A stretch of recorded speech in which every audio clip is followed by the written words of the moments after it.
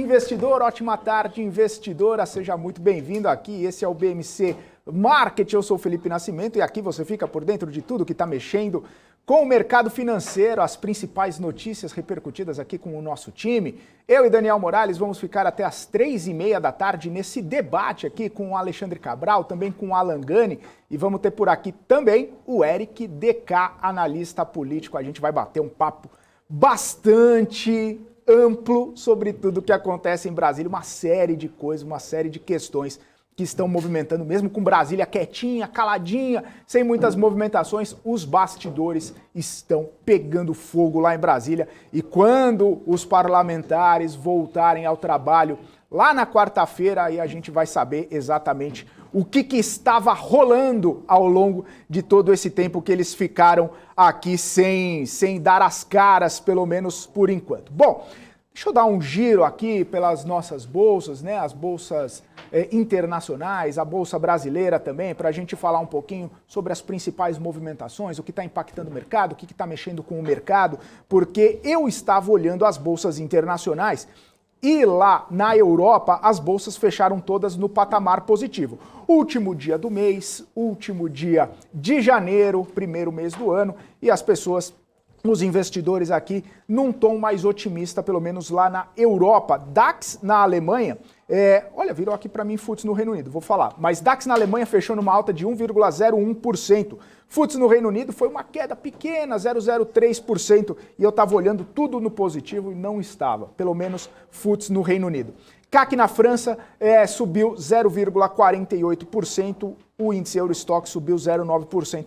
Só para a gente deixar o pessoal posicionado aqui, saiu uma notícia um pouco mais cedo, né, sobre o primeiro-ministro lá do Reino Unido, Boris Johnson, né, que ele se desculpou por ter feito aquelas festas bem nos períodos mais críticos da pandemia, onde o país inteiro, pelo menos lá o Reino Unido, os países do Reino Unido estavam em lockdown, estavam nas restrições mais severas por conta da crise do coronavírus, e ele fez festa de aniversário, ele participou de comemorações, ele se encontrou com pessoas ao longo de toda essa fase de restrição. E aí ele se desculpou, disse que vai utilizar o episódio para trazer aí conhecimento e para como uma lição aprendida. Esse foi o Boris Johnson, foi isso que ele falou.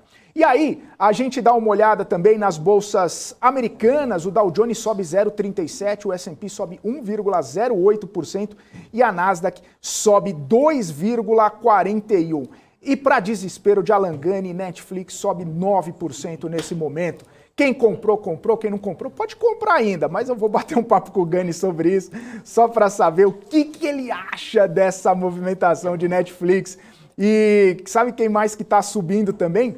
E subiu bastante, inclusive desde a semana passada, foi a Apple, né? A Apple subiu mais de 6% no pregão da sexta-feira, justamente com aquela movimentação dos resultados, fortes resultados da Apple. E aí, hoje já sobe praticamente 2% lá na Nasdaq, essa é a Apple. E aí, a gente vê toda essa movimentação, né, lá nos Estados Unidos, pessoal precificando, né? Vão ser 5, 6, 7 elevações de juros americanos, né, pelo Fed ao longo de 2022, como é que vai ser essa movimentação toda, né? E as pessoas vão reprecificando os ativos. A gente vê também nessa questão de reprecificar os ativos, olha o dólar caindo a R$ 5,29. Quero conversar com o Gani e com o Cabral também essa movimentação, caindo 1,37% o dólar nesse momento. A gente chegou na mínima do dia aos R$ 5,28. Estava conversando até mais cedo com o Marcos Saravalli, falando aonde chegaremos com esse dólar, né? Já pode comprar passagem, Disney é logo ali, posso comprar o meu chapeuzinho de orelha do Mickey? Vou repercutir também com o Gani e com o Cabral. Eu quero saber até onde vai esse dólar. Por que os economistas estão falando que o dólar vai chegar a 5,60 pelo menos no fim do ano? Pelo menos é isso que trouxe o Boletim Focus dessa segunda-feira, R$ 5,60 para o dólar no fim de 2022. Enfim, essa é o panorama, esse é o cenário que a gente vê nas bolsas internacionais. E na bolsa brasileira, ela está caindo 0,10%.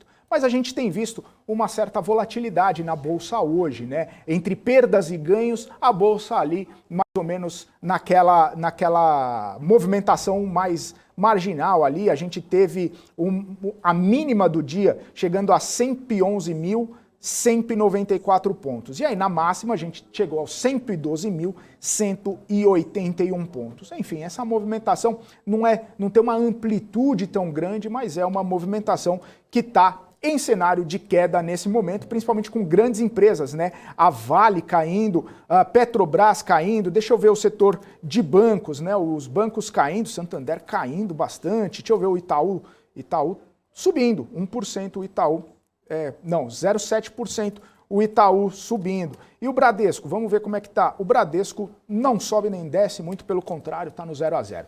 Enfim, esse é o panorama da Bolsa, esse é o panorama do que a gente vai debater aqui pela segunda-feira, esse comecinho de semana, muito agradável aqui, último dia do mês, e estamos juntos. E eu quero trazer aqui o Daniel Morales para a gente já começar esse bate-papo. Antes de chamarmos o Gani e o Cabral aqui, eu quero falar contigo, Daniel Morales. Ótima tarde para você, muitas notícias movimentando o mercado nessa segunda-feira. Exatamente, Felipe. Boa tarde para você. Boa tarde também para todo mundo que está ligadinho agora no BMC Market. Pois é, Daniel Morales, a gente falou de Petrobras, né? O Conselho de Administração da empresa aprovou a venda total da participação no polo Potiguar, no Rio Grande do Norte, para 3R Petroleum Potiguar, que é uma subsidiária da 3R Petróleo. O valor foi de 1.380 bilhões de dólares. A Petrobras informou que 110 milhões vão ser pagos na data da assinatura do acordo e outro 1.040 bilhões vão ser pagos no fechamento da operação. Outros 235 milhões devem ser quitados em 4 parcelas anuais de cerca de 58 milhões, já a partir de março de 2024. A Petrobras iniciou as negociações com a 3R Petroleum em agosto do ano passado, quando comunicou ao mercado que a companhia havia apresentado a melhor oferta pelo polo Potiguar, com um valor aí acima de 1 bilhão de dólares. E o processo de recuperação judicial da Oi volta à pauta da reunião extraordinária do Conselho Diretor da Agência Nacional de Telecomunicações.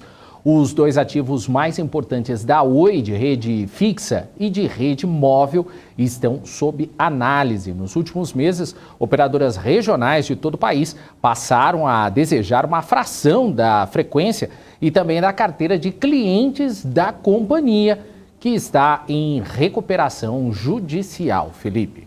Daniel Morales, a Energisa adquiriu 100% dos negócios da Vision Sistemas, uma empresa especializada em energia fotovoltaica, lá no estado de Minas Gerais. A operação é estimada em 75,6 milhões de reais.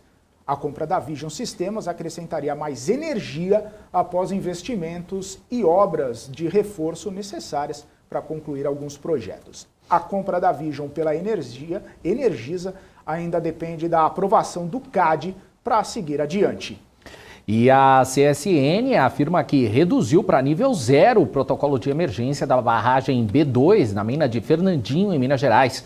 O nível é o mesmo que a barragem possuía antes do período de chuvas intensas registradas na região no início deste mês. Segundo a CSN, a estrutura não se encontra mais em situação de emergência e que a produção já está sendo gradualmente restabelecida.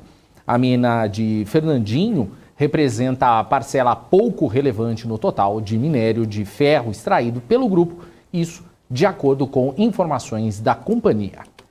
Legal, Daniel Morales, vamos chamar então aqui na nossa tela, já sem mais delongas, Alan Gani, Alexandre Cabral, nosso time completo aqui nessa segunda-feira. Ótima tarde a todos vocês. Boa tarde, Gani. Boa tarde, Felipe Nascimento, Alexandre Cabral, Daniel Morales, a nossa audiência. Hoje vamos com tudo, hein? Vamos lá. Boa tarde, Cabral. Tudo em ordem aí? Boa tarde, meu povo. Aqui meu nome é Trabalho. Você acha que eu vou ficar papinho de folga sexta, rapaz? Meu nome aqui é Trabalho. Tudo bem com vocês? Tranquilo? Final de semana? Tudo jóia. Ó, quem não assistiu, depois que acabar a programação inteira, depois do Top News, depois do business, depois do fundo imobiliário e depois do outro programa que tem segunda. Sem business, fundo imobiliário. O FIS é o último. Não, mas depois Top Hoje News, tem a depois geometria. geometria, fundo imobiliário e business. Depois disso tudo, vai lá no YouTube do Saravalli e vê nosso bate-papo ontem. Foi maneiro. Verdade, eu vi, foi hein? ontem.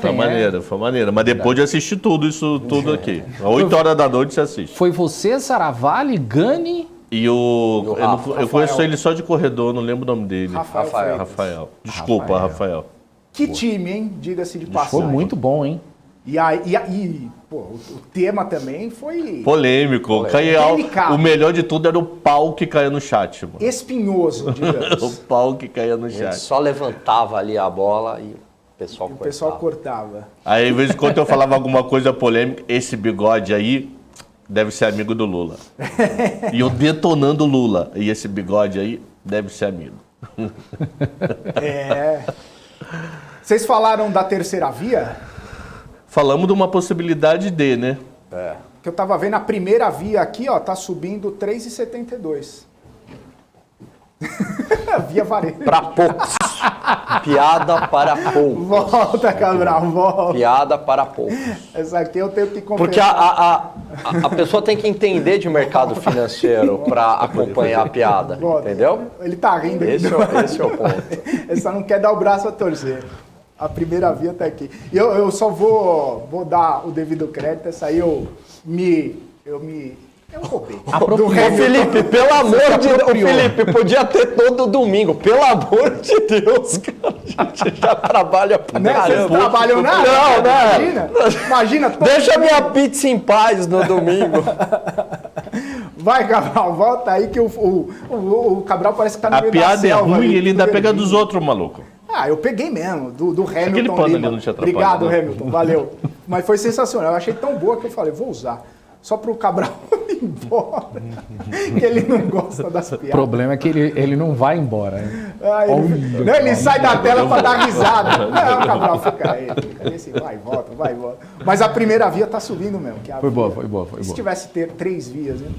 Via Magalu e outras aí. Isso aí. Vamos começar o nosso bate-papo aqui. Vamos falar sobre os dados do CAGED que vieram hoje. 2.700.000 empregos no consolidado, formais, né? Empregos formais no consolidado de 2021. Dezembro foi um pouco pior ali, né? Fechamento de 265 mil vagas, mas, segundo o ministro Onyx Lorenzoni, é uma movimentação ali que é sazonal, já era esperada e tudo mais. Aí eu queria saber como que vocês viram essa questão do CAGED, né? E como que isso acaba, isso traz algum tipo de perspectiva positiva para a economia, para crescimento econômico, para a PIB, enfim. Como que vocês veem essa chegada de tantos trabalhadores ao mercado formal e o que vocês acharam dos resultados? Quem começa, levanta a mão. Vai lá, Cabral. Eu. Então tá.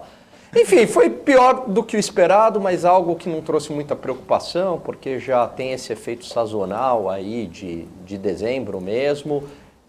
Agora, no ano, é um resultado bom, né? Que também já tinha sido captado pela PNAD, né? Lembrando que a PNAD capta a informalidade, o CAGED ele é voltado para o mercado formal, né?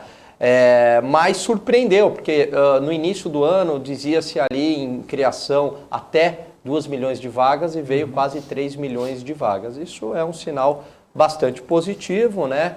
Com o processo de reabertura da economia, retomada da atividade econômica, mais gente trabalhando, mais renda, né? E tem algo que é bastante interessante, que o setor formal, ele é muito ligado, por exemplo, a planos de saúde, porque é muito caro quase inviável você ter um plano individual, né? Então você vai ter que ter um plano por associação de classe, e o que é mais comum, quando você está numa empresa, você tem lá o seu plano de saúde. Então acaba beneficiando muito esse mercado de planos de saúde. Cabral, como que você Eu achei muito bom. O ano, o dezembro não tanto, mas o ano muito bom. Nós fechamos o ano com 41 milhões e 300 mil pessoas com carteira assinada. 41.289.692. 41.300, vai. Pô, eu achei esse número, assim, no geral, foi excelente. No ano, 2 milhões e 700. considerando os ajustes aí sazonais ou não da vida. Então, no geral, eu gostei do número. A notícia que não é tão boa, que eu já falei na sexta, falei na live de ontem, é que a pessoa está sendo contratada com um salário menor. Então, pode criar aquela ilusão que a receita do Tesouro está bombando e o PIB vai bombar. Só que a receita do Tesouro bomba e não corresponde no PIB. Por que a receita do Tesouro bomba? Mais pessoa com carteira assinada, mais impostos, mais tudo. Só que como o salário é menor, ele não consegue consumir tão mais que ele consumia no começo do ano, por exemplo. Então o PIB patina de lado, mas a receita do governo explode.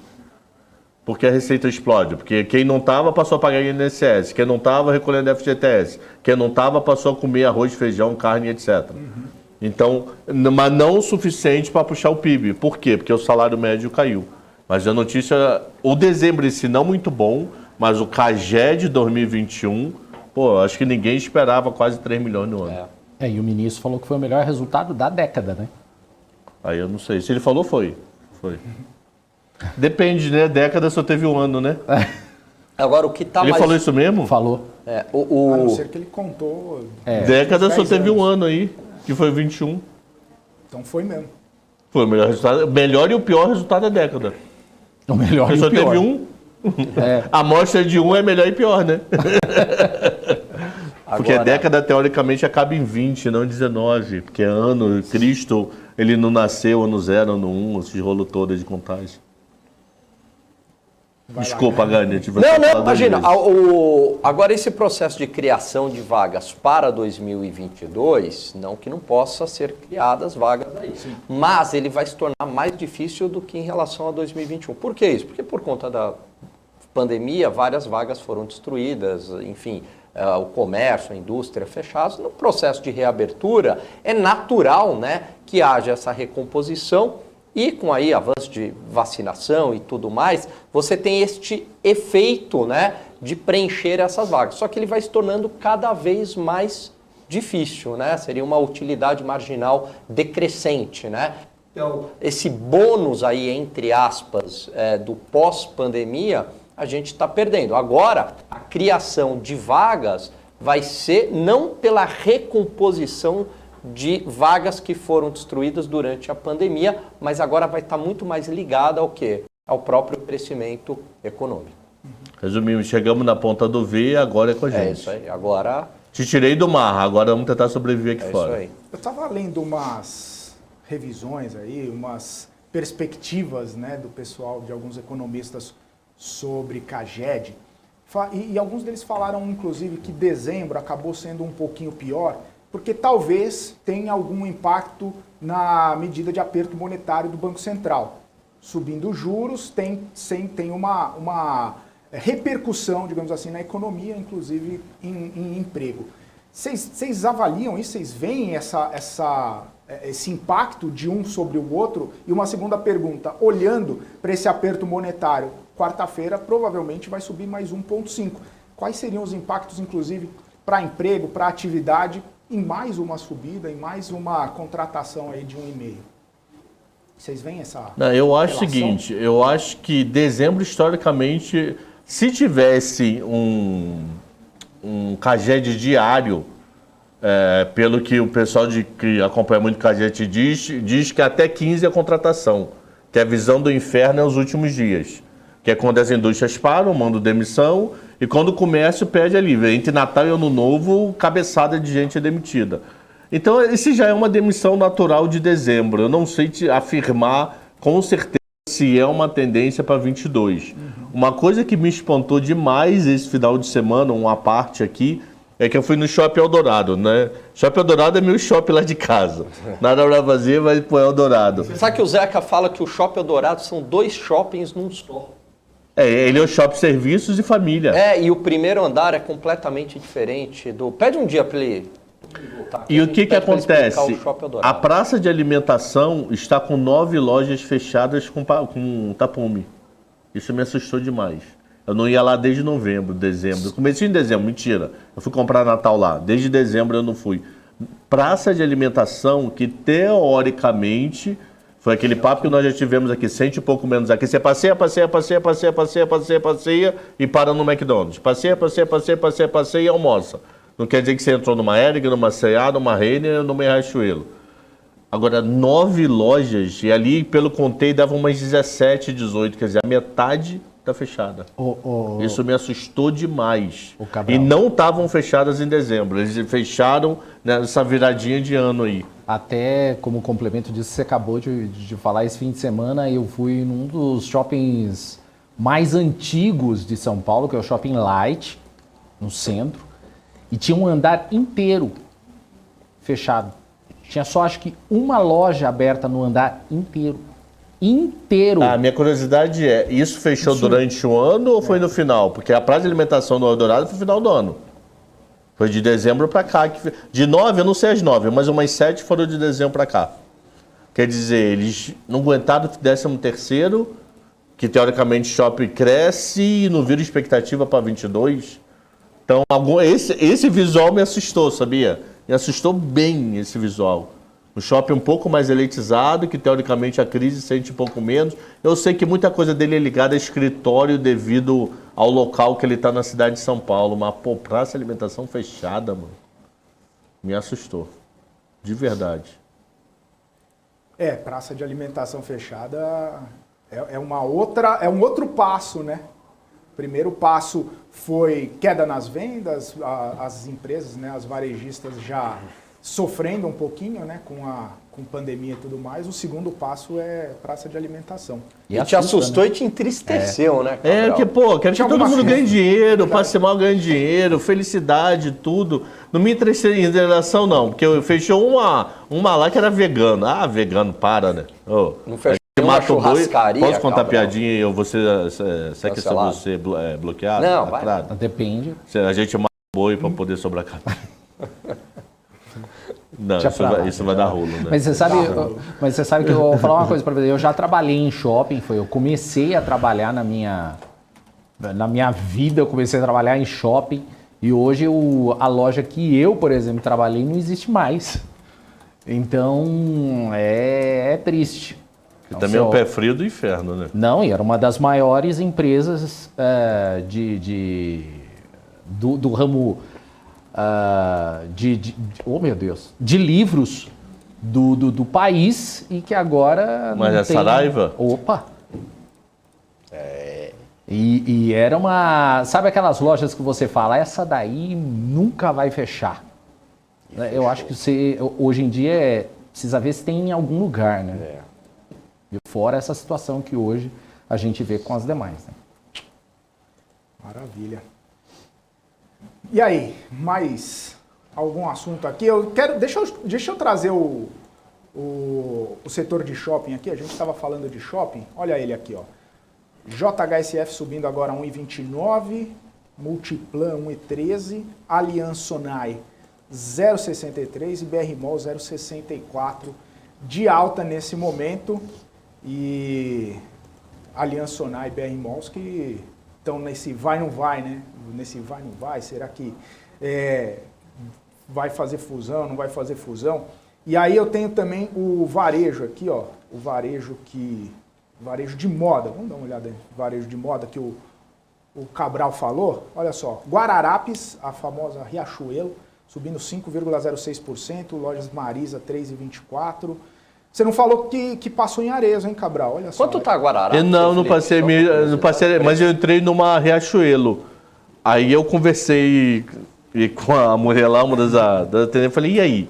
Ela tá Rod a venda, hein? Ela não falou tá Rod, porque Rod sou eu adaptando a frase. Ela falou tá ruim a venda. Tá Rod. Tá, esse verão tá preocupando. Aí meio que me assustou alguns dados assim, sabia? Assustou em termos, já era minha preocupação lá atrás, o que o mundo, o Brasil ia fazer com juros batendo 10 e varada, se empresário investir, etc. Mas meio que me assustou algumas coisas, do tipo, caramba. E o shopping tá cheio. E o shopping tá cheio. Cheio. Vaga ruim pra parar, maluco. Vaga ruim pra corredor bombando, mas povo sem sacola. Povo sem sacola, é verdade. E também eu acho que tem um fator, além de juros, inflação e tudo mais, mas uma incerteza que ainda ela diminuiu, mas ela ainda não se foi completamente. Que é Bom, e se vem uma nova variante, novas medidas de restrição, nanana, porque foi assim com 2020, foi assim com 2021, e se eu perco o meu emprego, né? Então, acho que as pessoas também ficaram mais, com consumo mais consciente, né? Poupando um pouco mais, enfim, né? Até ter uma clareza maior aí do que vai acontecer, acho. Boa. Ô Gani, você perguntou, Guararapes está R$ 12,67. 12,67. 12,67, subindo 5,15. Eu lembro que eu tinha entrado em Guararapes o ano retrasado, desculpa, e acabei vendendo e era nesse patamar aí. Entrei a 12 e pouco, vendi a 12 alguma, né? Olha só, mesmo preço. E já chegou, né? Tem que saber se teve dividendos, né? Ah, também é. Porque se teve bons dividendos, o teu 12 é 10,9 lá atrás. 10,9, Que nem uma ação inferno para comparar é Bradesco. Ah, porque... Porque Bradesco, pô, é muito comum pagar no ano 14 entre dividendos e juros sobre capital. Aí se você dá companheação a 6, 7 meses, eu paguei 30. Só que se ela você tá descontar muito tudo, mais é barato, 29,80, entendeu? o Itaú, exatamente, o Itaú também, Cabral. É o tipo de coisa que tem que tomar um pouquinho Entrei a de 24, cuidado aí. o preço dela estaria 21, né? O meu preço de entrada, porque teve dividendo. Teve os dividendos, exatamente. Antes da gente chamar o Eric DK... Tá aí? O Eric tá, mas não tá. Tarcísio tá aí? Você queria que ele sentasse novamente ao seu lado e roubasse seu caderno? Não, Tá aqui, dessa ó. vez não. Dessa vez não, Cabral. Dessa vez Eric está direto lá de Brasília. Mas antes da gente falar disso, eu queria, já que eu toquei no assunto aí do aperto monetário, eu queria falar um pouquinho só sobre o Boletim Focus. O que vocês acharam? Tá em linha, não tá em linha? O que me chamou a atenção foi subir mais uma vez E subiu inflação, bem. né? Subiu bem. Inflação tá saindo bastante ali já do teto da meta. E essa subida, ela está muito relacionada ao IPCA 15 de janeiro. O pessoal já recalibrou as projeções para o IPCA fechamento de janeiro. E aí uma recalibragem aí de 0,15 pontos percentuais. Então é o que explica aí, né? Se você está recalibrando no mês 0,15 pontos percentuais, obviamente isso pega no ano. Então é o que chamou a atenção. Aí começou já a descolar, né? Era 5, já está quanto? 5 e... Há 4 semanas atrás era 5,03, hoje Felipe é 38. 5,38. Por outro lado, tem a tal da PEC dos combustíveis que pode dar algum alívio, né? Mas É isso que eu quero inflação- perguntar pro Eric aí sobre a PEC. Que a imprensa diz uma coisa e hoje sai outra. Dizia uma coisa no final de semana e hoje está saindo outra coisa. Aí também teve o GPM, né? Quase 2, né? E Ah, que dentro com do IPA esperado, alto, IPA né? O melhor, agrícola e industrial vieram a pancada, né? Claro que nós estamos falando de 31 de janeiro. Até 31 de dezembro tem uma infinidade. E não esqueça uma coisa fundamental que eu parei para raciocinar ontem durante a live. A Copa esse ano é depois da eleição. Que historicamente toda eleição o Nordeste sai para a festa junina, férias de julho a Copa, só começa a falar de eleição em agosto. Agora a eleição pode ser qualquer data. Porque eu não sei como é que vai estar junho para a festa junina e não vai ter Copa em julho. Então a eleição já começa em julho, começa um mês antes da eleição. Disso. A gente não vai dividir assunto em julho. Ah, hoje tem Jogo do Brasil. É Neymar. Ah, sabe que Jogo do Brasil não tem BMC, né? Por que não? Ah, Você foi convocado? Oi? Você foi convocado? Foi. Jogo do Brasil, BMC. Quem vai assistir? Lógico, Só Rui todo das mundo. Neves e Helder, mano. Todo mundo assiste. O mundo assiste a BMC. Na Copa, na hora do Jogo do Brasil? Tá bom. Eu vou Mas estar ao vivo quem que aqui. vai assistir o Jogo do Brasil esse ano? A única coisa que eu não sei, eu tô falando, tô brincando, mas tá arriscado eu só atrapalhar você. Por quê? Que é Catar, fuso horário. Só deve ser jogo no finalzinho da madruga, começo da manhã. Então, então não- BMC vai atrapalhar você lá. O pessoal vai estar vendo Brasil, Croácia, Brasil... alguma Cara, coisa. desculpa, mas você acha que eu vou acordar de madrugada? Não, você pra vai estar assistir? trabalhando aqui. Não, mas mesmo se eu não tivesse, você acha que eu vou acordar de madrugada para assistir o Jogo do Brasil? Eu te digo que eu já assisti mais eu- Jogo do Brasil. Mas Eu agora não um pouco assisto, menos. não. Ah, eu acordei muito de madrugada. Nossa. em Sério? 2002.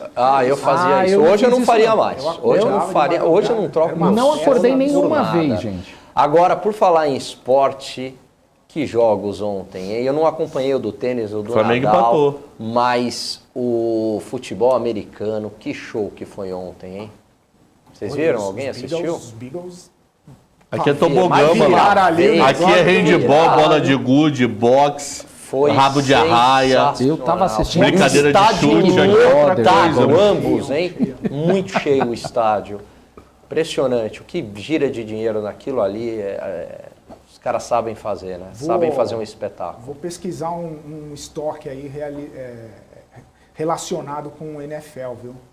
Pois é. Vamos ver Vamos, isso, seria... Breno? Opa! Trazer Pois é, aquele não, ou no portfólio global? portfólio Ó, global. Como é que vamos o trazer estoques. mercado de NFL movimenta? Não só a NFL, o esporte como um todo. Exato. Vocês acham legal? Dá um alô aí no chat, vê se vocês acham legal Empresas de a gente esporte. falar empresas esportivas. Sem ser de material esportivo, né? Mas relacionado ao esporte, principalmente. Vamos trazer uns amigos de jogo de bicho lá. Lá no Rio. Eu vou trazer os camaradas meu de jogo do bicho lá no Rio. Zé Caroço, amendoim, mata 3. Eu vou falar com o pessoal lá do jogo do bicho aí pra fazer portfólio global. É nóis. Você falou É aí. Diz a lenda, né? É coisa de internet, a gente não sabe se é verdade ou se é mentira, mas que o Zeca Pagodinho, já falei essa história, que o Zeca Pagodinho perguntaram pra ele se ele jogava no jogo do bicho. Eu jogo, vira e mexe eu ganho um troco aí, não sei o quê, faço um churrasco, compro um negócio pros amigos e tal. Aí disse que o repórter perguntou, mas então você é a favor de tornar legal? Ele falou, mas era ilegal?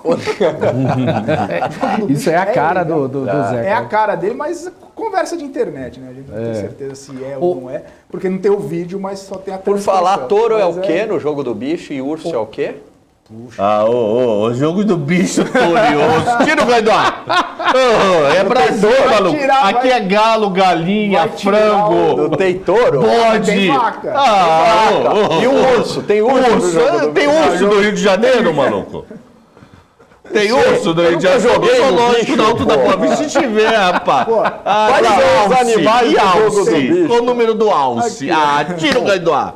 Acabou. Os bichos. Pelo amor de Felipe, Deus, tá- meu irmão. sei Você lá tava se tá falando certo. agora há pouco da Avestruz, NFL. águia, burro, borboleta, cachorro, Tem enfim, borboleta. Ele googou fácil. Pô, tem urso. Tá lá, Tem ele tá urso, qual falando. que é? Tem urso. É o quadrante 23. 23 aqui, ó. é Tem urso. urso no jogo do bicho? 89, 90, 91, 92. É, 23. Quando a gente falar em 23 é que o mercado tá indo para baixo. É, 23. E 23. aí, pô, não tem... Não tem... Ó, tem touro, é o 21. Aí, Cabral, você não manja nada de Não, jogo 61, do bicho. 62, 63. Tem 66. touro, mano. 21 é touro, 23 é urso. Então 21 é mercado para cima, 20... Vamos lançar essa Eu para pegar acho no mercado. 21 é mercado para cima, 23 é mercado para baixo. Sensacional. E 24? 24 é o veado. É mercado pra quê? Aí é... Sei lá. É o mercado andando de lado. Ah, mas tem o touro e tem vaca, hein? Vaca é o 25. Pô, tem vaca. Vaca também. Ó, repara, quem é o 13? Quem é o 13? É o galo. É o galo. Mas olha o número da dezena dele do lado. 50. 50. Por isso que o mercado fala muito financeiro carioca, fala, 50, deu galo, porque galo é 50. E 17? 17 é o macaco. Tá certo. É o macaco. Tem que ter 13 é o PT, 13 é o Galo. 17 é o Bolsonaro. Mas será que vai ficar no 17 mesmo? Pois é, Vai mudar de partido. pois é. É verdade. Tem Não, como é que é o Será partido que dele essa- atual? Qual é o número? Eu não sei. É, não vai ser mais 17, né? É, então. Ó, É essa é a única PL. emissora que a gente mistura jogo do bicho com mercado financeiro. Você não vai ver isso em 22. mais nenhum lugar. 22. Ó, hoje 22. 31, hoje a dezena. PL é 22. Hoje a dezena do Camilo. Vocês sabiam que dia 21 de abril não pode jogar no cavalo? Por quê? Porque o jogo 21 de abril é dia de São Jorge. O jogo do bicho é muito ligado a São Jorge.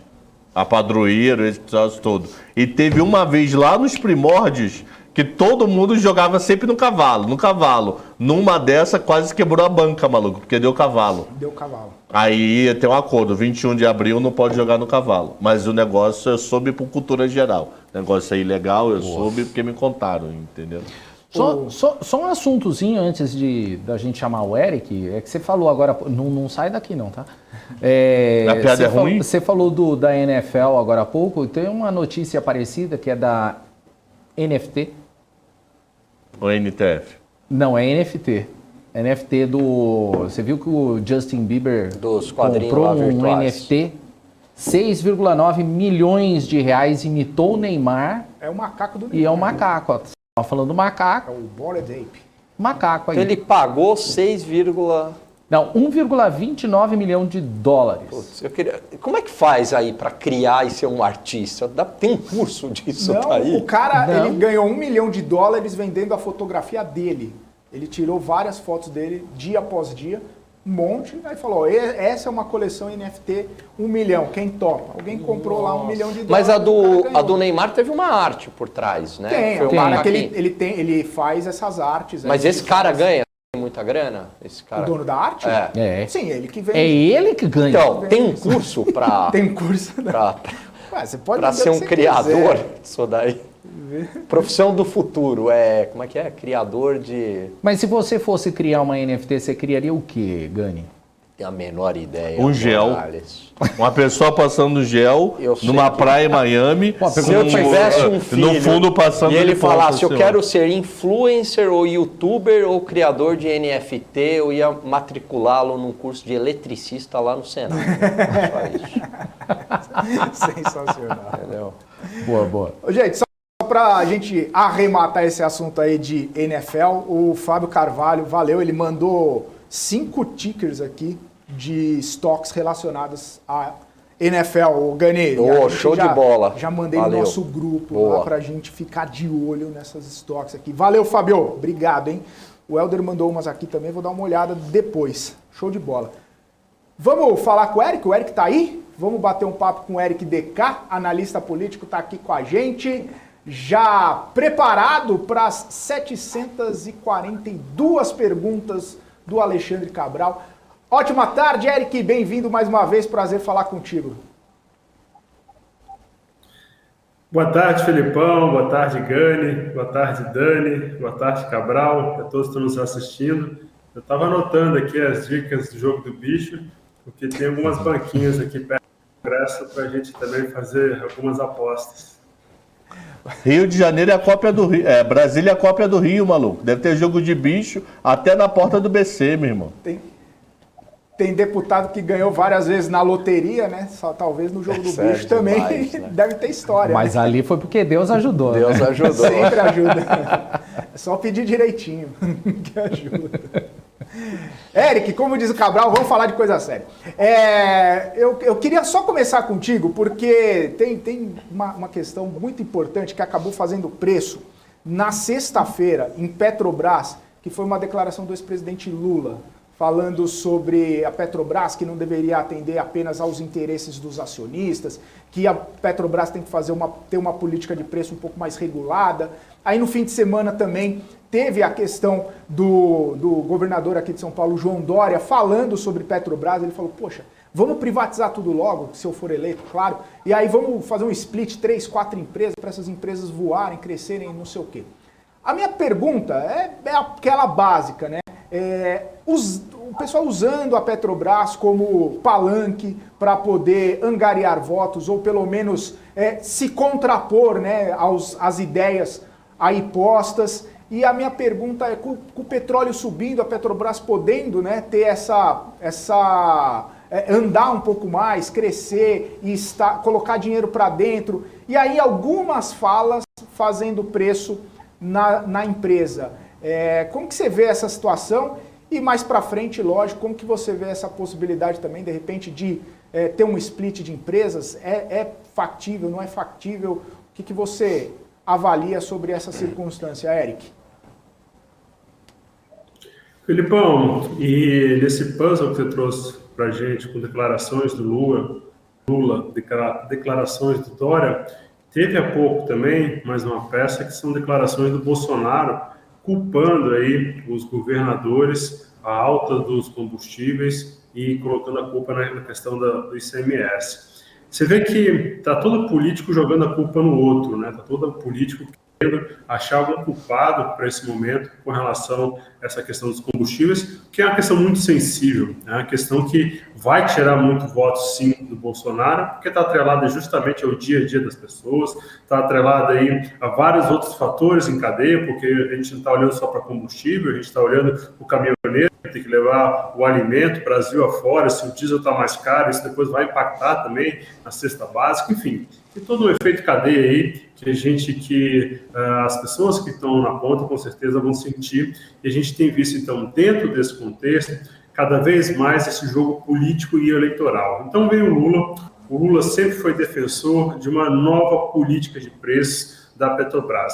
E aí é sempre bom a gente lembrar que a atual política de preços, gente, foi estabelecida no governo Temer dentro de um debate de uma agenda liberal. Essa questão de atrelar os combustíveis ao dólar e ao barril lá fora é uma agenda que conversa com a agenda liberal, não é uma agenda desenvolvimentista ali do PT e do Lula. Então, uma vez o Lula vindo, a gente pode esperar sim mudanças para isso. Eu acredito que o Dória também, sensível a essas questões aí que podem impactar eleitoralmente, também quer surfar nesse debate, apresentando algumas sugestões, apresentando algumas ideias. É aquilo, a gente vai ter que esperar para ver quem vai de fato vencer, para que haja ou não mudança. No momento atual, se fosse para apostar uma mudança amanhã, no day after das eleições, eu diria que é bastante alta, porque como tem impactado bastante o dia a dia das pessoas, os políticos são bastante sensíveis e vão ser também reativos a tentar achar uma forma. Então, eu acho que esse é o tema central. Inclusive, Felipe, o tema dos combustíveis, o tema que envolve a Petrobras, vai ser o tema central nesse início das atividades aqui em Brasília, tendo em vista que existem algumas propostas que estão sendo discutidas e tendo em vista também que tem esse apelo político-eleitoral para lançar uma proposta que tenta reduzir aí o impacto na bomba das pessoas, na bomba de combustíveis para as pessoas. Fiquem à vontade aí, vocês têm perguntas sobre o PEC dos combustíveis, né? Eu tenho uma pergunta bem simples, rápida até. Saiu no G1 semana passada, um dos colunistas lá, que Bolsonaro tinha decidido da PEC. E hoje falaram que vai ter a PEC. Como é que está a PEC dos combustíveis? Vai ter ou não, afinal? Cabral, esse foi um ruído muito grande que teve ali na noite de quinta-feira. Eu consegui falar na ocasião, porque a gente atende também clientes institucionais, que são bancos e fundos. A turma também nos questionou para saber o que tinha acontecido, porque teve uma reunião quinta-feira durante todo o dia entre a equipe do governo e saíram algumas informações truncadas, algumas peças desencaixadas. O que foi decidido nessa reunião foi que não haveria mais aquele fundo de compensação, aquele fundo que quando tivesse mudanças no combustível ia ser acionado para então equalizar ali o valor do combustível. Foi isso que foi totalmente escanteado. A PEC existe, tenho conversado com integrantes do governo nessas últimas horas também. A expectativa é que seja apresentada alguma coisa terça ou quarta-feira. Então fiquem atentos, porque entre terça e quarta-feira deve ter mais movimentações e mais informações que vão sair. O que está em jogo hoje, o que está sendo discutido em torno da PEC é o seguinte: a ala econômica do Paulo Guedes, o time do Paulo Guedes, tem defendido que a redução dos impostos fique apenas concentrada no diesel, porque dessa forma o impacto vai ser em torno de 20 bilhões para os cofres públicos. Lembrando que, por ser uma PEC, não precisa ter compensação. O que é isso? O governo não precisa mostrar de onde vai tirar o dinheiro para bancar esse rombo que vai ser dado com a redução dos impostos. Então, o Paulo Guedes tem defendido essa linha de ser só uma redução do diesel para que esse impacto fique em 20 bilhões. Mas tem a política que está falando o seguinte: a gente quer mais. A gente quer que essa redução dos impostos também se estenda à questão de energia, à questão da gasolina. Só que aí o cálculo é diferente, Cabral. O cálculo aí passa dos 20 bi para cerca de 50, 60, tem cálculo que leva até para 70 bilhões, se for realmente pegando todo esse pacote aí do setor energético. Então, o que está na mesa de discussão é isso. Qual vai ser a solução? Isso está sendo construído e pelas conversas que eu tive aqui em Brasília, pode ser que saia alguma coisa terça ou quarta-feira. E é importante a gente olhar para esse timeline, porque quinta-feira já vai ter uma reunião de líderes do Senado, essa é a primeira semana de atividades aqui no Congresso, e nessa reunião de líderes a gente já vai entender também, Cabral, como que essa PEC vai ser discutida dentro do Congresso. Por que eu chamo a atenção para vocês disso? Porque se amanhã, nessa queda de braços que a gente está vendo entre o Guedes e a ala política, vencer o Guedes e ficar restrito à questão do diesel, nada impede que dentro do Congresso também se amplie, se estenda essa isenção de imposto para outros setores aí do campo energético. Então, assim, o que também teria mais impacto na questão fiscal. Então, a gente tem que ficar acompanhando e lembrando, se de fato for uma PEC, uma emenda constitucional, depois que o governo encaminhar para o Congresso, quem dá a palavra final é o Congresso, porque a PEC não retorna para o Bolsonaro, para a equipe econômica, a sanção e veto. Boa. Ô Eric, o Congresso aí, ele está retornando quarta-feira aí das férias de fim de ano aí, e a imprensa, ela é unânime, né, até em falar que existem aí baixas expectativas de realizar mudanças significativas. Como a gente está agora em ano eleitoral, a prioridade vai ser aí a preparação para a disputa de outubro?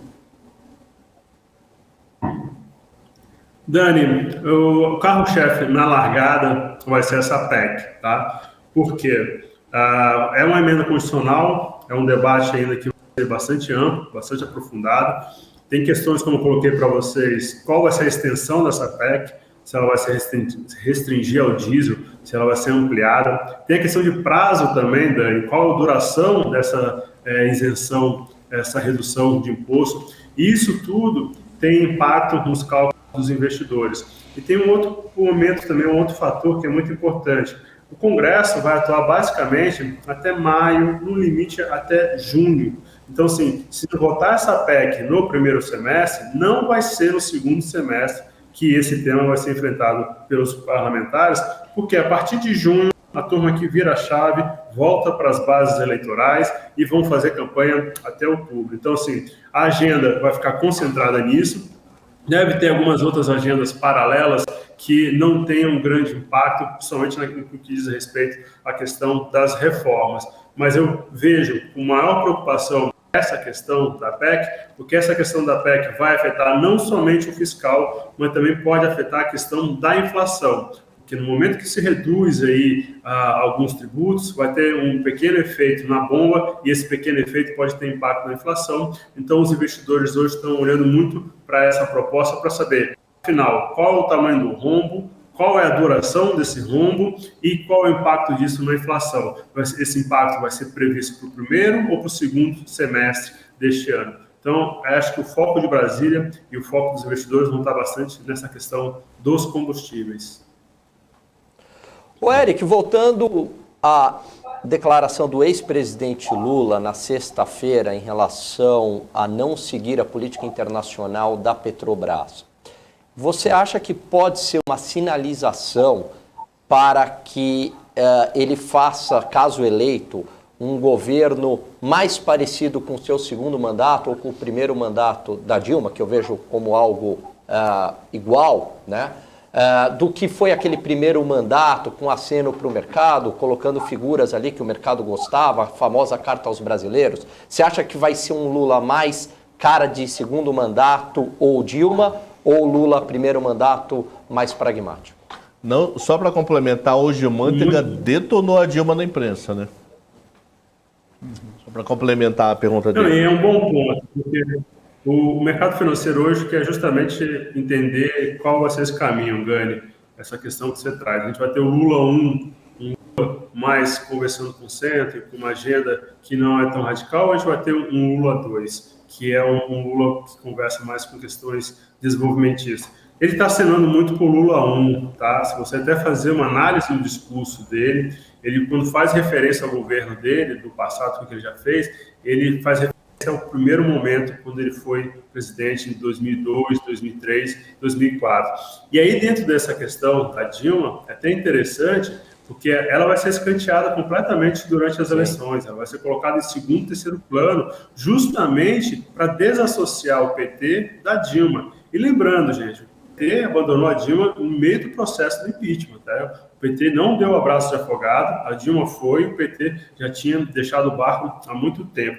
E aí tem um outro ponto, que é um pouco do que o Cabral falou agora, além de bater na Dilma, o Manteiga ainda deu uma outra declaração. Disse que num futuro governo do presidente Lula, ele não vai ser ministro. Isso já é um claro recado, Gani, para o mercado, isso já é um claro recado para o investidor. Lembrando que o ministro Guido Mantega foi quem seguiu ali com a Dilma durante o primeiro e quase o final do segundo mandato da Dilma. Então, assim, o Lula tem dado sinais que é Lula 1 no discurso dele, ele tem se aproximado de partidos que são de centro, ele tem tentado construir uma aliança com o Alckmin que poderia fazer esse pêndulo na questão de debate, mas eu acho que no final das contas o Alckmin não vai ter peso nenhum, vai ter na palavra final de um governo Lula, e ele tem também colocado até o Guido Mantega para falar, para dizer que o Guido não vai ser futuro ministro. Porque quando começou essa discussão de formação da equipe econômica do Lula, o Guido estava no meio das reuniões e a turma olhou assim, opa, será que veio um Guido, o retorno do Guido aí? E ele mesmo se colocou publicamente dizendo que não. Então, sendo bem objetivo, eu acho que vai ser um Lula 1, mas logicamente que ele vai beliscar em alguns momentos alguma agenda do Lula 2, como essa questão que a gente está falando da Petrobras, que conversa mais com uma questão de centro-esquerda do que uma questão de centro-direita. Boa. Você acabou falando aí do Alckmin, e o Alckmin ele já marcou reunião essa semana com o PSB para tentar aí, avançar aí nas articulações aí para se filiar ao partido. Assim ele pode aí se habilitar aí para a chapa com o Lula. Como é que estão as negociações? Você falou que ele não decide muita coisa, mas ainda ele é o grande nome aí como principal vice do Lula? É sim, Dani. E a gente teve sinais, porque a gente está tendo uma briga muito grande entre o PT e o PSB, né? O PSB está dizendo o seguinte, para o Alckmin e para a chapa do Lula como vice, o PT vai ter que abrir mão na disputa em vários estados. E aí a gente teve recentemente, depois de várias reuniões, várias conversas, o próprio Márcio França, que é do PSB, que está aí nessa disputa para tentar se eleger governador, dizendo o seguinte, poxa, nessa disputa com o PT, a gente pode pegar como base para saber quem é o principal candidato as pesquisas. Essa era uma tese do Lula, essa era uma tese do PT lá atrás. Então, a partir do momento que o Márcio França está sinalizando que ele aceita as pesquisas como uma referência para saber quem vai ser o candidato principal, se vai ser o Haddad ou se vai ser ele, a gente já vê que o PSB está recuando aí nesse atrito com o PT, e ao recuar no principal estado do país, essa disputa aí em São Paulo, a gente entende também que ele está abrindo a porta para que o Alckmin, então, finalmente entre no PSB e depois faça parte da chapa do Lula. Mas, mais uma vez, isso vai ter um efeito, como já teve um efeito lá atrás, com a declaração do Lula de que o Alckmin seria bem-vindo e o mercado reagiu positivamente, acho que vai ter um efeito ali no curto prazo, até no dia que, de fato, aconteceu uma possível aliança, um anúncio de uma aliança entre Lula e Alckmin. Mas, gente, no dia a dia do governo, eu tenho muitas dificuldades de entender como o Alckmin ia participar, como o Alckmin ia atuar nessa questão junto com o Congresso. No meu entendimento, quem vai ditar o ritmo da agenda econômica é o PT. Tem várias questões que o próprio Alckmin se choca com essa agenda, tem várias questões que vai ser o futuro ministro do Lula, do ministro da Economia, o ministro da Fazenda, do Planejamento, sei lá, a gente ainda não sabe qual vai ser o desenho de um futuro possível governo. Esse cara que vai, então, ditar as regras, não vai ser Alckmin. Alckmin vai servir ali para dar declarações, Alckmin vai servir um pouco como foi o Temer, um pouco naquele papel de ser um vice decorativo, mas atuante, eu acho que ele não vai ter esse papel num possível futuro governo do Lula. O Eric, até nessa questão aí, né, Alckmin-Lula, a gente viu na semana passada várias pesquisas saindo, né, algumas até trazendo resultados interessantes, né, a gente viu o Modal XP com resultados, inclusive, aparentemente divergentes, né? Uns com mais vantagem para o ex-presidente Lula, outros com menos vantagem. E aí, hoje mesmo, você comentou sobre a declaração do presidente Jair Bolsonaro, ele falou assim, olha, nas pesquisas a gente via 25 pontos percentuais para o Lula a mais, hoje está quase na margem de erro. A minha pergunta para você é simples, né? O presidente Jair Bolsonaro não acredita em pesquisas, diz que as pesquisas, muitas delas estão enviesadas e tudo mais, diz que se fosse na das pesquisas ele mesmo não estaria eleito, mas fica de olho, né, em tudo que acontece, sai um número novo, com quem que liga, com quem que não liga, quem que traz voto, quem não traz voto. A pesquisa acaba sendo uma base ali para tomar decisões, né? Felipe, eu acho que a pesquisa hoje não retrata a nossa realidade de outubro. Aquilo que eu tenho brincado com vocês nessas últimas conversas. Até outubro tem 100 anos, então a gente ainda vai ver muitas variações dentro dessa pesquisa. Mas sim, serve como um guia, serve para pegar um termômetro da população. Olha uma coisa interessante que daqui a pouco vai fazer um mês que a gente vai ter que ver, tentar mensurar qual é o impacto. A partir da segunda semana de janeiro, começou a ser distribuído o Auxílio Brasil, que é um novo benefício, um valor médio de R$400. Havia uma expectativa, Felipe, que isso poderia impactar as pesquisas eleitorais agora no começo do ano. Até o momento, as pesquisas não trouxeram esse impacto, porque a leitura que teve ali durante a pandemia, vamos colocar ali em março de 2020, quando a pandemia realmente começou a bater aqui no Brasil, foi a seguinte: o governo começou a dar o auxílio emergencial na época de R$600, e esse auxílio emergencial segurou, então, o Bolsonaro dentro de um índice de aprovação até considerável. Então, assim, havia, então, a expectativa de que o Auxílio Brasil também tivesse esse efeito agora no começo do ano, e pelo que a gente está vendo, não está tendo esse efeito. E aí a gente vai acompanhar. Mas dizer hoje quem vai ser o vitorioso numa campanha com base na eleição de janeiro, com base na pesquisa de janeiro, com base na pesquisa de fevereiro, não faz muito sentido. Isso vai servir apenas para os partidos fazendo as coligações dele, apenas para os partidos se aproximarem e tentar avançar com algumas negociações. Um efeito que a gente já vai poder ver nas próximas semanas, nos próximos meses, é com relação, por exemplo, a Rodrigo Pacheco.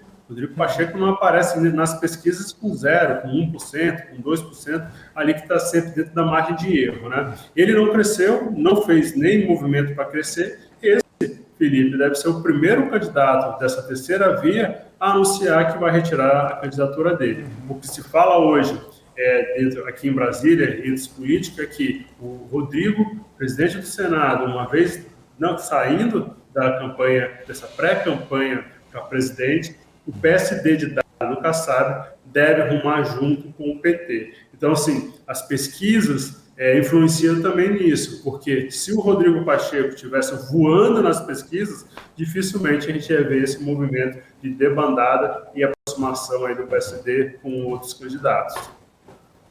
Uhum. E aí a aproximação mais natural seria com o PT, indo mais para perto da candidatura do presidente Lula.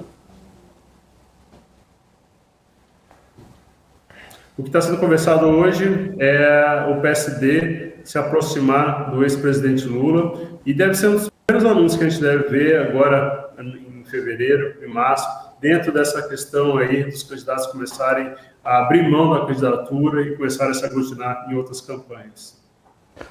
Então, Eduardo Paes pode ser o principal inimigo do Bolsonaro no Rio. Vai ser bem animado, pode sim. Mas tem uma questão também, Cabral. A questão nacional, muitas vezes, não reflete no regional, tá? A gente está vendo isso, e é uma questão histórica também. Alguns jornais trouxeram como manchete essa informação no final de semana, mas é uma questão histórica, que é o seguinte: os partidos fecham na disputa nacional com um candidato, mas isso não reflete em apoio nos estados. A gente está vendo, vai ver isso, o Centrão junto ao Bolsonaro, a gente vai ver isso, o Dória enfrentando dificuldade no PSDB Brasil afora, a gente vai ver o Ciro Gomes encontrando dificuldade Brasil afora, mesmo sendo do próprio partido e o partido tendo candidatos lá na ponta. Então, não necessariamente o cenário nacional reflete nas disputas regionais. O Eric, Tarcísio está vindo aí em São Paulo, tudo indica, né? Como é que você está vendo a candidatura dele aqui? É um candidato forte? É um candidato novo, né, Gary? E ele é um cara muito bom, tecnicamente, um dos ministros mais bem preparados do governo. Eu me lembro que no começo do governo Bolsonaro, quando o governo Bolsonaro venceu, parecia um barata voa aqui em Brasília. O que é um barata voa? Estava todo mundo muito perdido com relação ao que ia ser a agenda econômica, o que ia ser a agenda no Congresso, porque parece que eles não tinham feito ali, nem durante a campanha, as propostas que iam seguir um possível governo. E o Tarcísio, eu me lembro do ministro que já tinha um plano de começo, meio e fim. Que ele já vinha do governo Temer, ele já conhecia toda essa área de infraestrutura. Na verdade, ele então, veio do assim, governo Dilma, né? um cara muito do governo Dilma, ele já estava no governo Dilma, mas ele começou a ganhar ascensão, Cabral, foi no governo Temer, ali no PPI. O PPI é que justamente tratava dessa questão de infraestrutura, então ele basicamente espelhou o que ele tratou no PPI, levou para o Ministério de Infraestrutura, fez um pipeline ali muito legal de leilões, de investimentos, etc., e foi um único cara, se vocês pegarem as matérias dos primeiros 6 meses do governo Temer, foi um único cara que tinha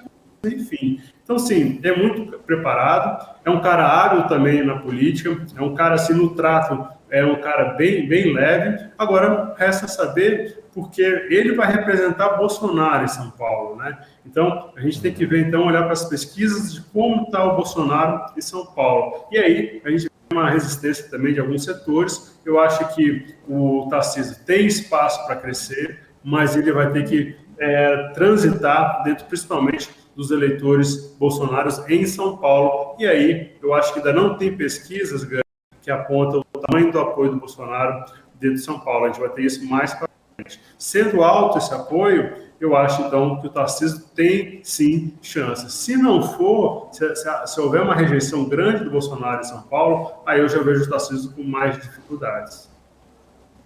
Legal. Ô Eric, eu roubei o caderninho aqui do Cabral. É que eu não fiz 2 perguntas até agora. O programa vai acabar 4 da tarde. Acabou hoje.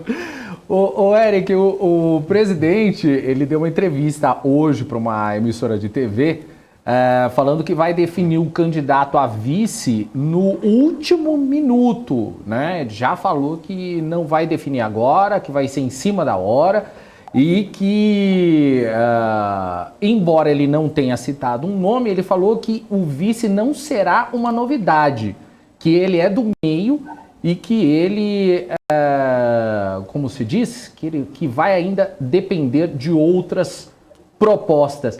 Você já tem mais ou menos uma ideia de quem que pode ser o provável nome aí para a chapa com o Bolsonaro? O Alckmin está bastante forte, tá? O Alckmin quer ser esse candidato. Eu acho que, de certa forma, pode... Para o Bolsonaro? Né? Para o Bolsonaro, o Eric. Perdão, eu entendi Lula, desculpa. O vice do Lula, vice do Bolsonaro, gente, não vai ter peso nenhum, sabe? Tem falado do ministro da Defesa, o Braga Neto. O Braga Neto está com dificuldade nos partidos para ser esse vice. Lembrando que o próprio Mourão, que é o atual vice-presidente, ele foi a 3ª escolha, tá? Tiveram 2 escolhas na frente dele. Pegaram ele ali já também no apagar das luzes, porque existe um calendário eleitoral que estabelece prazos para você apresentar um vice, e aí o Mourão se apresentou. Então, assim, o peso, Dani, de um vice nessa questão do Bolsonaro vai ser mínimo. Eu acho que não vai ter grandes efeitos. Se for político, vai ter também efeito pequeno, porque ele já está ali cercado dos filhos dele. Os filhos do Bolsonaro já fazem um meio de campo dentro do Congresso, tentam fazer um meio de campo dentro do Congresso.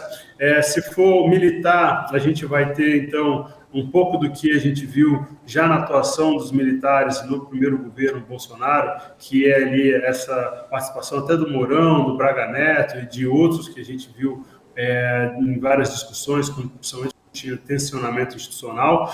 E se for alguém da área econômica, eu acho que não terá tanto peso quanto teve um Paulo Guedes, com essa alcunha que ele recebeu de posto Ipiranga. Então, assim, levando para os 3 eixos, que é para onde os investidores olham, que é para onde os eleitores olham, que é a questão política, que é a questão econômica, ou essa questão dos militares, eu acho que o nome que vier não vai somar muito. E eu acho que ainda que é o Braga Neto, o ministro da Defesa, porque o Braga Neto tem muita aproximação com o Bolsonaro e ele tem feito um papel de missão. Ele é o Braga Neto, lembrando, antes da Defesa, ele era ministro da Casa Civil, deixou a Casa Civil, que é o principal ministério da Esplanada, no meio de uma crise institucional entre o Executivo e a Defesa, assumiu o comando da Defesa, mudou todo o meio de campo e depois deu continuidade no trabalho. Então, isso, no momento que a gente agora fica bastante distante, mas isso tudo aconteceu num momento de muito tensionamento entre Bolsonaro e a cúpula militar. Me lembro até que havia, Dani, a discussão de intervenção do Bolsonaro dentro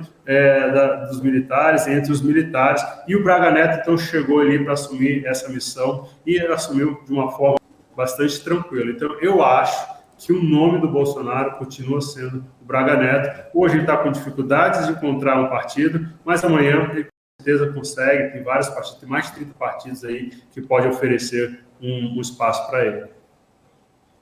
Boa. Uma dúvida. Orçamento, ainda precisa falar de algo ou já acabou tudo? Que foi passado no pagar o orçamento de já dezembro, foi, né? Não, o orçamento está dado, houve a sanção na sexta-feira retrasada e é aquilo que está dado. Acho que não teve, se lembra toda a movimentação de servidores querendo mais recursos, etc. Mas aquilo acabou se arrefecendo, aquilo acabou ficando em segundo, terceiro plano, sem nenhum impacto aí que pudesse trazer alguma estripulia aí para o orçamento. O que é estripulia? Gastos fora do teto. Quer falar, Felipe? Eu ia fazer uma pergunta. Não, manda ver. Manda lá. Não, eu queria saber como é que ficou a questão Bolsonaro-Alexandre de Moraes, né? Porque tem essa questão aí, vai prestar depoimento, não vou prestar depoimento, e aí ficou nessa de vai, não vai, entrou o Bruno Bianco lá da AGU, né, o advogado-geral da União, colocando um embargo ali para poder Bolsonaro não ser questionado naquele inquérito lá sobre vazamento de informações sigilosas, né, por parte do Tribunal Superior Eleitoral. E aí eu queria saber como ficou essa questão e que tipo de implicação pode ocorrer, que tipo de questão pode ainda surgir sobre esse assunto, Eric.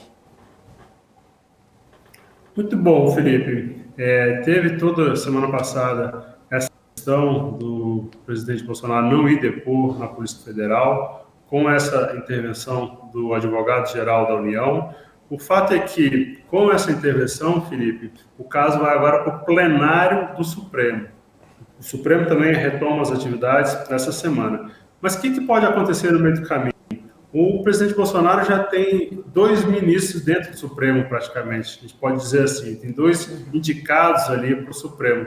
No início ali de um possível julgamento, se o Bolsonaro tem que depor ou não, um desses ministros pode pedir vista, pode pedir mais tempo para análise do caso. E não tem prazo para que esse retome o julgamento. Então, essa pode ser uma das alternativas que o próprio Bolsonaro pode recorrer. Uma outra questão que existe também, desde aquele fato lá do Moro, quando o ex-ministro Sérgio Moro deixou o governo acusando o Bolsonaro de que tinha feito intervenção na Polícia Federal, ali também houve um movimento para que o Bolsonaro fosse depor dentro desse processo que o Moro acusou o Bolsonaro de intervenção na Polícia Federal. A solução dada ali, Felipe, foi o seguinte: o Bolsonaro vai depor, mas ele vai depor por escrito.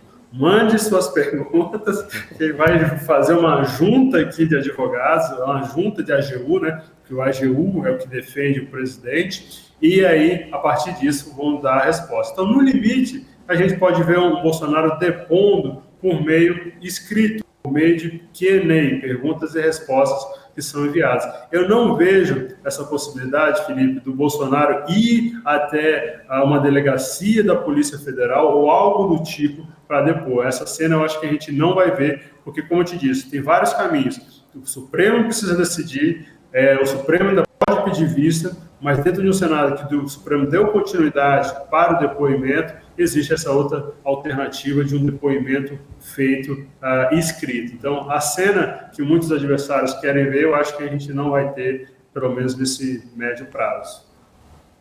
O Alexandre de Moraes no extremo pode fazer coercitiva, né?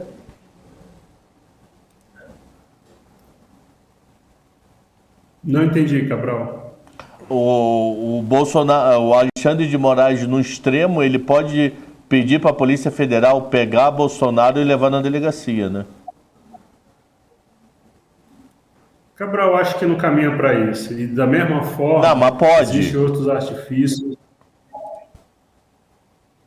Eu acho que não vai caminhar para isso. Poder pode, mas eu acho que se ele tomar uma decisão como essa, que é uma decisão de certa forma extrema, ele pode, o próprio presidente tem outros artifícios, tem outras formas de blindar esse tipo de ação. Mais uma vez, pode se recorrer para quem vai dar a palavra final, mais uma vez, é o Supremo, neste caso, de um presidente da República. Então, da mesma forma que o Bolsonaro foi intimado para depor e acabou não indo, eu acredito, se tem uma decisão amanhã do ministro do Supremo Tribunal Federal, isso, de alguma forma, pode ser remetido para o plenário, e aí a dinâmica do plenário do Supremo Tribunal é que daria aí a palavra final. E no meio desse caminho, como eu disse para vocês, Bolsonaro já tem praticamente 2 ministros do Supremo, eu acho que a gente não chegaria a esse ponto de um Bolsonaro ser abordado no Palácio da Alvorada pela Polícia Federal e levado dentro de um carro para depor. Acho que essa cena a gente também não vai ver,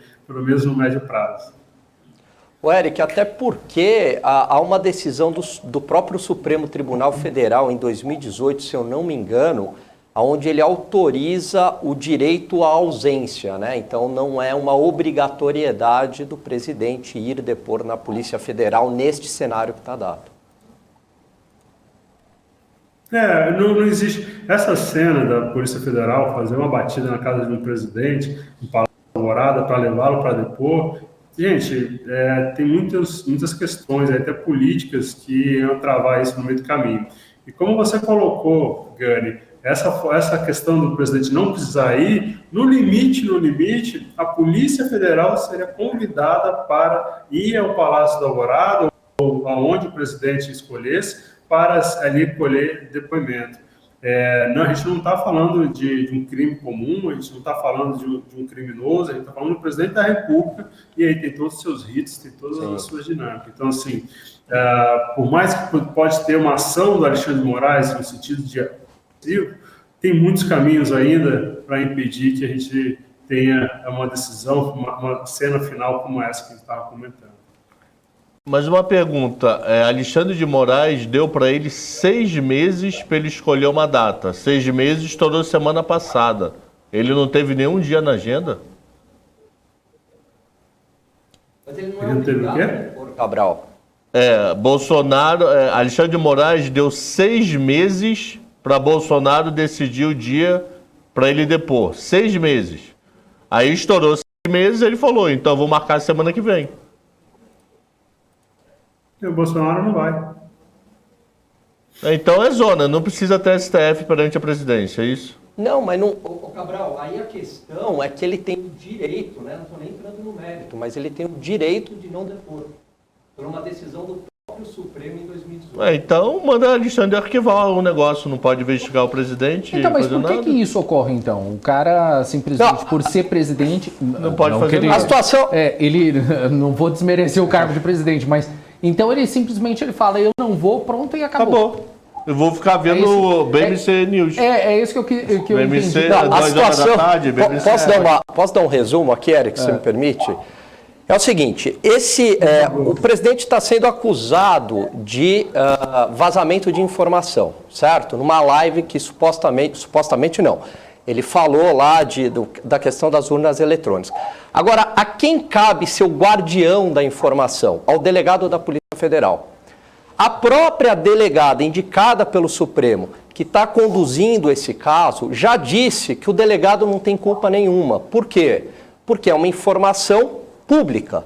Então, quem deveria ser acusado, e não é o caso, seria o delegado da Polícia Federal, que a própria delegada do caso já o inocentou.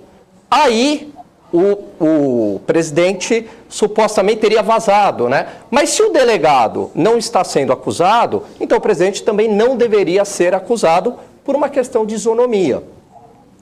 Aí existe uma outra questão. A Polícia Federal pediu para o Supremo, né? O Supremo iniciou o processo. Mas quem deve intimar aí é o Ministério Público, né? Quem deve conduzir a investigação não é o Supremo Tribunal Federal, é inconstitucional. Então, a investigação deveria ser pedida ao Ministério Público Federal ou à Polícia Federal, mas essa investigação ela se iniciou no Supremo Tribunal Federal, indicando uma delegada. Então, há uma série aí de questões que são inconstitucionais nisso daí. Deixa eu só responder aqui, Arthur Brito, não sei se leu o Crisóstomo, tá certo, não foram 6 meses para Bolsonaro decidir a data, foram 4. E essa informação que eu estou trazendo é de Procuradora-Geral da República, tá? Então não é algo que eu estou tirando da minha cabeça. Então, resumindo, vamos fazer o que quiser e está tudo protegido. Seguindo. Deixa eu tirar uma dúvida contigo. Não, Oi? Pode seguir, Cabral. Semana passada, o mercado estressou, a curva de juros deu uma mega estressada com a decisão do aumento dos professores. Porque a grande dúvida do mercado, onde é que isso vai afetar o fiscal? Estressou. Se você pegar a partir da hora que teve o Twitter, você vê a curva de juros toda subiu depois disso, num dia que estava calmo. Então não foi lá fora, algo parecido. Como é que vai ser a prefeitura? A prefeitura vai conseguir pagar esse aumento? Esse dinheiro já estava previsto dentro do Fundeb? Como é que está essa grana? Como é que está essa história toda? O grande estresse foi que isso tem um efeito cascata, né? Tem um efeito cascata nos estados e tem o efeito cascata, como você colocou, nos municípios. E o Bolsonaro fez isso, parece, sem conversar com a turma, né? Sem conversar justamente com o prefeito que está lá na ponta, que agora vai ter que arcar com esse reajuste dos professores. Aí vai de a realidade. A própria Confederação Nacional dos Municípios, Cabral, foi contra essa iniciativa justamente por impactar aí toda essa cadeia. E agora eu acho que o que pode acontecer? No limite, vai judicializar para falar assim, eu não tenho essa receita, não tenho essa previsão de receita para esse ano, porque todo o orçamento é feito ali em novembro e dezembro, independente se é governo federal, estadual ou municipal. A previsão é colocada ali em novembro e dezembro, e naquele cenário de novembro e dezembro de 2021, não estava colocado esse reajuste. Então, assim, no limite vai ser empurrado para frente, ou se tiver uma obrigação, isso vai poder ser judicializado, o que vai congelar, então, os reajustes. Então, eu acho que caminha para ir para dentro da realidade de cada prefeitura. Aquela prefeitura que não conseguir pagar vai, então, ter que empurrar para frente ou judicializar, porque não estava previsto inicialmente no orçamento. Fechou. É isso, Cabral? Fechou? Tirou a dúvida? Tirei a dúvida. Ao aumento dos... Tem mais quantas perguntas aí, Cabral? Eu tenho mais uma só. Então faz logo, Cabral. Fica à vontade. Primeira eleição na história que não teremos uma Copa antes da eleição. Quer dizer que a eleição começa mais cedo? Eu acho que o fator Copa já não tem tanto impacto nas eleições, tá? Eu acho Tem, que porque as notícias somem aí... em julho. As notícias em julho somem. Em julho você não vê quase ninguém falando de eleição. Mas a eleição começa a esquentar realmente agosto, setembro e outubro, tá? Porque antes tinha Copa. Definida.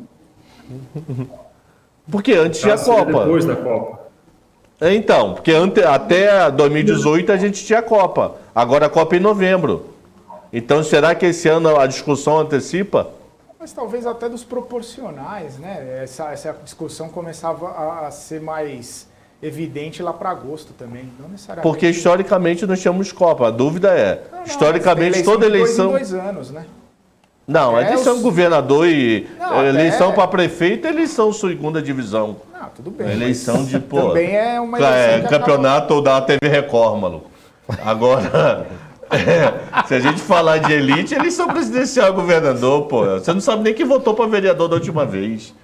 Então, a minha dúvida é, porque vai ser a primeira eleição sem uma Copa. Se o mercado vai antecipar esse debate para julho, entendeu? Pode ser, Cabral, pode ser que sim. Eu acho que a Copa do Mundo, eu acho que tem perdido bastante aí apelo nos últimos anos. Eu acho que desde a Copa do Mundo que a gente teve aqui no Brasil, eu acho que o brasileiro não está tão apegado à Copa do Mundo para decidir ali a vida dele, o rumo dele, o momento dele, o ambiente. Mas eu acho que pode antecipar sim esse debate. Eu acho que, mais uma vez, virou o semestre, no mês de 7 de julho as coisas começam a esquentar, agosto vai estar pegando fogo, setembro pegando fogo e a gente vai para a final. Então, assim, se a Copa do Mundo tinha esse efeito de congelar os debates durante um mês, pode ser que tivesse, mas e se isso agora vai ser diferente, pode ser também, pode ser que sem isso a gente só tenha como agenda a política. Mas eu acho que os cenários vão ficar mais definidos no mês 7, no mês 8, e é no início do mês 9, outubro, que a gente vai ter as eleições. Mas isso é tradicional também, tá? É aquilo que a gente já veio conversando lá atrás. Quando teve a facada, foi a facada do Bolsonaro em 2018, foi muito nesse período. E ali, quando as pessoas começaram a definir seus votos. Se a gente pegar as eleições anteriores, vamos pegar ali a de 2014, a gente teve na reta final também a definição Dilma Aécio. Se a gente pegar as outras eleições, é sempre ali nas 3 últimas coisas ficam mais claras. Então, assim, e isso independentemente de Copa, tá? Isso independentemente se a gente foi vitorioso ou perdedor numa Copa do Mundo, porque não existia essa leitura, né, de que o Brasil indo bem na Copa vai favorecer o mandatário, vai favorecer o presidente da ocasião. Não acho que tenha tanto efeito, eu acho que isso aí é diluído na hora da votação, e eu acho que a coisa que pega questão da economia, e é por isso que a gente volta para a primeira pergunta ali do Felipe e do Daniel, com relação à questão dos combustíveis, com relação a essa questão de como achar um equilíbrio aí nesse preço, porque isso está na ordem do dia. Se a gente continuar com esse cenário, Cabral, dessa inflação, com esse combustível que já está batendo R$8 lá na ponta, se a gente chegar a 9, 10 na véspera de eleição, isso tem muito mais impacto do que a Copa do Mundo, e isso vai ter muito mais efeito aí no resultado final.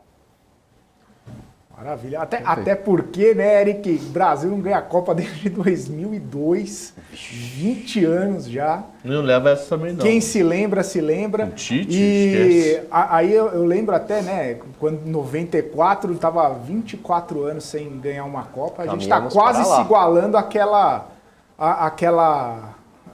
período, aquela janela. Do Galvão Bueno, o famoso tetra. É sensacional, aquela narração lá arrepia até hoje. É isso, o Eric. Então vamos ver, né, o que vai acontecer, porque essa Copa no Catar lá, sei lá, novembro, dezembro, um sol de rachar, quero ver o pessoal correr lá desse jeito.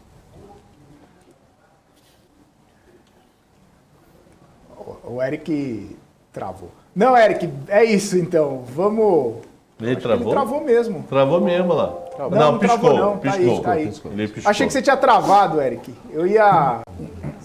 Meu travou, tá picotando. Eu te ouvi mal. Mas é isso. Valeu então, Eric. Ficamos por aqui. Um abraço para você, ótima semana. Bom restinho de mês aí para você. Estaremos juntos novamente no meio da semana, né? Você vem na quarta, eu tô apresentando o BMC News. A gente se fala de novo aí na quarta-feira. Abraço para você, meu amigo. Obrigado, Felipe. Obrigado, Gani, Cabral, Dani. E chamo mais uma vez a atenção para terça-feira e quarta-feira, que é quando deve sair aí o rascunho dessa PEC dos combustíveis. Deve ter muito impacto no mercado financeiro nesses 2 dias. E também dentro da agenda, olhar para quinta-feira, que é quando o Senado tem essa reunião de manhã para definir como vai ser o timeline de votação. Então, essa semana tem essas peças aí para a gente acompanhar, que devem ter bastante impacto aí no mercado como um todo. Fico por aqui, tchau para vocês, bom trabalho aí para vocês. Valeu, Eric, abraço.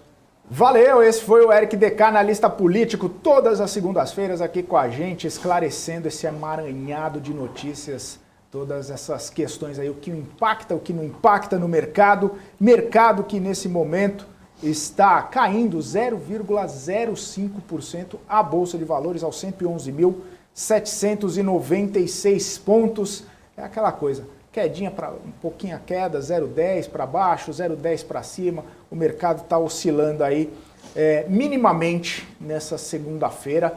E aí eu quero já trazer todo mundo de volta aqui na nossa tela para a gente poder se encaminhar para as considerações finais. E não vou perguntar quem ganha a Copa, porque está muito longe, mais perto a gente fala disso, mas último dia do mês de janeiro e a Bolsa... Só para a gente dar uma olhada em janeiro, subiu 6,66% se o juiz apitasse agora o fim do pregão. Queria só que vocês amarrassem nas considerações finais, além, lógico, do que vocês já iriam falar, essa perspectiva do segundo mês de alta para a Bolsa Brasileira. Pode começar, Alexandre Cabral. Estão descontroladas. É a frase para mim do mês, mano. Brasília quieto e gringo comprando. Isso para mim é a conjuntura perfeita. Só que Brasília passa a abrir a boca a partir de amanhã, né? Então vamos ver como é que fica. Brasília quieta, gringo comprando, o bolso explode. Ó, pra vocês terem ideia, no mês, nós temos dados até dia 27. Falta sexta e falta hoje. Até dia 27, nós já temos no mês gringo comprando o Brasil 28,140. Isso dá uma média mês de 1.500 bi. Se você tirar o primeiro dia do ano, que foi 33 milhões, dá uma média mês de quase 1.600 bi. Média dia de quase 1.600 bi. Pô, o gringo já comprou em dólar no Brasil esse ano algo próximo de 5.300 bi. Enquanto o gringo estiver comprando o Brasil, segura essa bolsa não.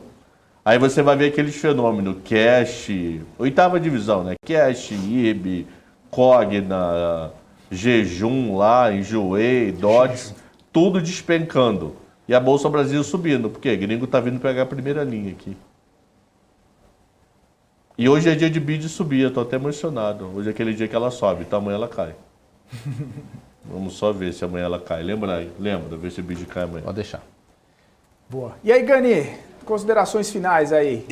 O Cabral leu meu pensamento. Eu só vou falar um pouco diferente do que o Cabral falou, mas em essência é a mesma coisa.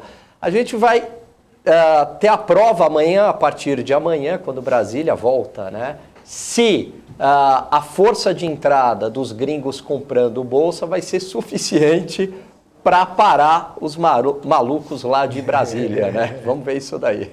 Tá certo. Boa. Você me assustou, Gani. Por quê? Você falou vai ter prova amanhã, eu nem estudei, rapaz. Que é isso? E outra coisa, apesar de ter demissão em dezembro, teoricamente, CAGED 21... Teoricamente não, na prática, CAGED 21 foi muito bom. Muito bom mesmo. Boa. Daniel Morales, considerações finais para a gente entregar para o D-Trade. Boa. Uma última informação aqui que eu estou recebendo aqui agora é uma informação que saiu oficial da Casa Branca nos Estados Unidos, que informou que a Rússia pode invadir a Ucrânia a qualquer momento. Informação oficial da Casa Branca, vamos ficar de olho aí. Ih, algum bêbado atravessou, mano. Pode acontecer alguma coisa e pode até mudar alguma cara aí até o fim mercado desse... virou aí, será? Até o fim desse pregão. Vamos ver. Lá fora, por enquanto, que eu esteja vendo, nada, viu, Gani? Nada mudou por enquanto. Dow Jones sobe, S&P sobe, Nasdaq sobe mais E o Bovespa ainda. tá caindo agora, 0,19, né? Essas ainda idas tá. e vindas Declaração aí. do Ainda Biden, tá, não acontece nada nos Estados Unidos, vai acontecer na Bovespa. Tá de brincadeira, mano. Mesmo com guerra. Pô, eu acho que alguém tomou vodka e falaram, duvido, pegaram que nem bola de cachorro, jogaram a vodka do outro lado da fronteira, vai lá pegar. Sensacional. Gente, valeu então. Até amanhã, um abraço pra você. Até mês que vem aí pra vocês três, se Deus quiser. Se eu pudesse sair levantando, eu levantaria. Mas eu não posso ter que encerrar o programa para deixar, porque essa aí foi a pior de todas. Valeu, gente! Abraço para vocês! O nosso BMC Marketing vai ficando por aqui. Muito obrigado a todos que nos acompanharam. Não se esqueçam de se inscrever no canal, deixar o like. E também a gente tem aqui no nosso chat fixado ali o nosso canal no Telegram. Ah, tava mais cedo, agora não tá. Vou pedir pro pessoal colocar. Entrem no nosso Telegram lá, informações primeira mão lá, tudo que movimenta o nosso portal, tudo que a gente movimenta aqui na BMC News, a gente coloca lá no Telegram. Se inscreva lá também.